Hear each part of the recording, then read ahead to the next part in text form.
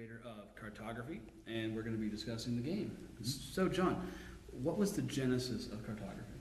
Yeah, so I used to live with a bunch of roommates, and two of them were computer game programmers, and they introduced me to a game called Go.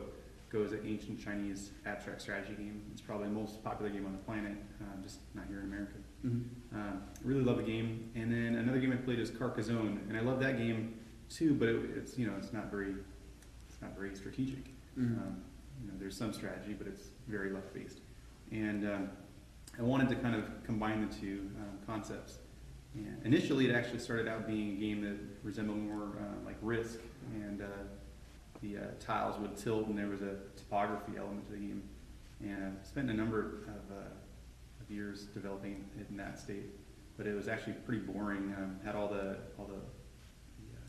slow elements of Risk, and none of the fun.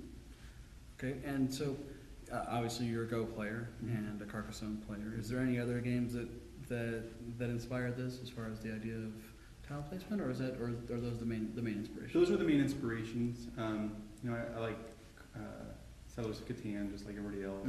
I love chess. There's a number of board games, but yeah, those two games were the inspiration. Yeah, and so this is obviously it's pretty close to final, if not final, of the game. Yeah. What other Genesis did it go through? What other versions did it go through? Was it on paper at one point? Yeah, of course. Yeah, started out on just cut up paper. It always had pretty much this look and feel, the old tattered, worn look to it, the old map. There was one version that had roads involved as well, and the roads would allow your tokens to move around, but it really just confused the issue. The dots weren't there originally. The red dots really help people figure out where the territories are. In Go, you play on the intersections. Right. In this game, it just wouldn't look very good, I think, to have all the lines all over the page. No, I think it would just clutter it up. Don't worry about this. What is the reason that you decided to go Kickstarter as opposed to the publisher route or the self-world? I mean, obviously Kickstarter makes it a self-published route. The truth is, I'd be open to a publisher, but I went Kickstarter because this is just a hobby for me, and it was the quickest route to find out if it would succeed or not.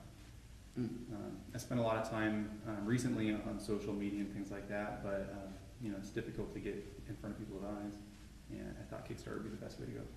Yeah. It's launching October 14th. Okay. October 14th, and base price range is $30. Yeah, $30, and kind of vacillating between $29 and $30. Trying to figure out I don't want to insult people, so 30 probably. Right. Well, I mean, I think 30 is a very, very fair price for a game of this size and this style.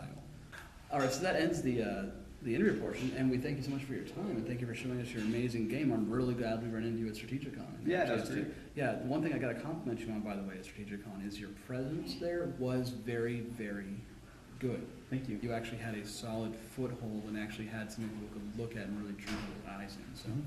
So when you see John again at your local convention, say hello and learn his game. Check it out on Kickstarter, October 14th. Thank you.